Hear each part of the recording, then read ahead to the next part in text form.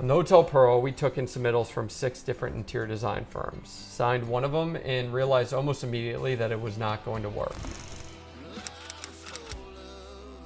The way this process started was that we sent out our concept decks to about 10 different firms. 6 of them ended up getting back to us with a proposal. Some included mood board, details on a concept intent, some inspiration imagery. Others included just written thoughts on a direction and ideas that they had. Either way, we didn't have a ton to go on. Ultimately, you're basing this decision off your feel for the firm, any initial direction they sent, but more importantly, their reputation and their portfolio. So we picked our first horse and got started. The first deliverable came a couple of weeks later, and right away we knew something didn't feel right. Now, part of this was we have a big partnership. There's 8 general partners, and it's hard to get consensus on anything. And ultimately, this taught me one of the most important lessons from this project, that the ideal scenario on any project is one project, one vision, one creative.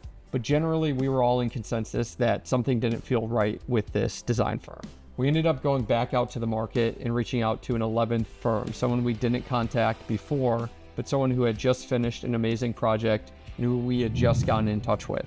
We sent them our decks. We had a great phone call. On that phone call, I also mentioned a newer idea that we had around incorporating Wes Anderson themes and directions into the project. When they came back to us with their proposal, they not only encapsulated the concept and vision that we had arrived at, they also worked in some of these Wes Anderson themes. This showed us that they were listening to us, that they iterated quickly, and ultimately we just really liked the direction that they proposed. We ended up going with this firm, who became our designers, Ward & Gray. Not only was this the easiest decision to get consensus on from the group, it was probably the best decision that we made on the project. If you want to hear more about how the rest of this interior design process went, or you just want to follow along for the rest of this series, follow me here and go to the link in my bio to access the Hotel Perle for your next trip to New Orleans.